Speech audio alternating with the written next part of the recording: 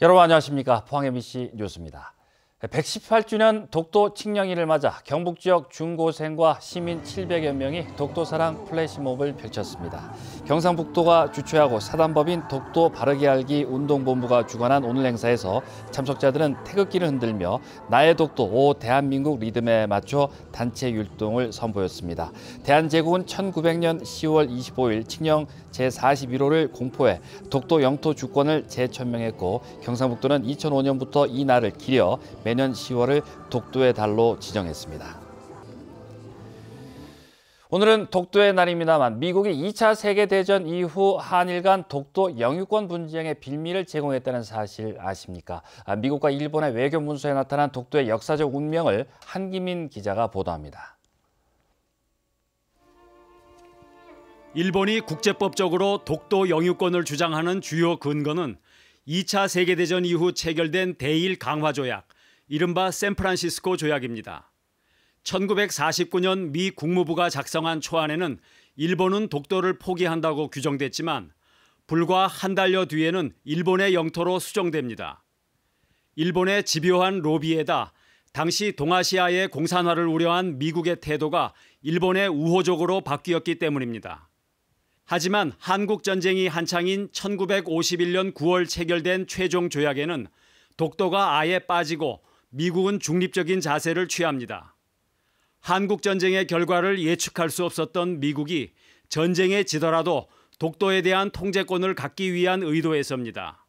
If North Korea had actually won, if China had stayed in full force, and all of the Korean peninsula was under communist control, the United States still would have had Dokdo, because it's not named.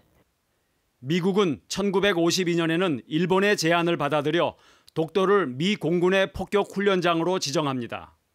일본으로선 독도를 미군에 빌려줌으로써 자기네 땅이라는 인식을 심어주고 미국은 국익을 위해 어느 편도 들지 않는 전략을 추구한 겁니다.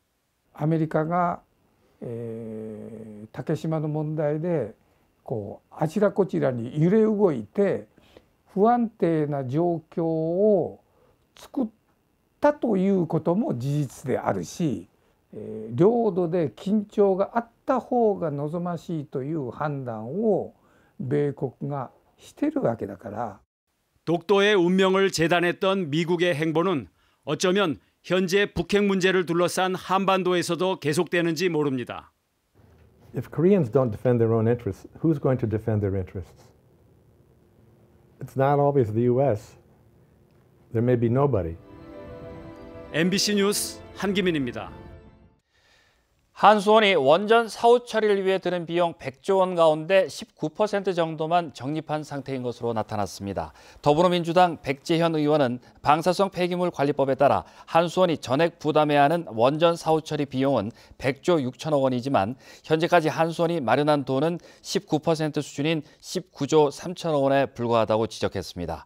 이에 따라 한수원이 앞으로 원전 사후 처리를 위해 81조 원이 넘는 돈을 더 적립해야 한다며 대책 마련을 촉구했습니다.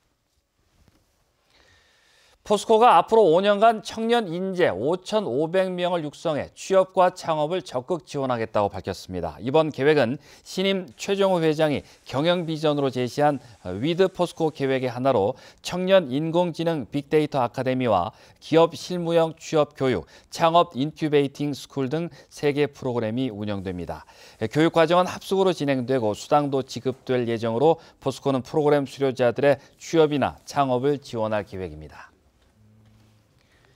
국회 행정안전위원회는 오늘 오전 10시 경북도청 화백당에서 경북도를 상대로 국정감사를 벌였습니다. 이번 국정감사에서 국회의원들은 구미의 새마을운동 테마공원의 운영을 비롯한 각종 문제점과 대구 취수원 이전에 대한 경북도의 입장 등을 추궁했습니다.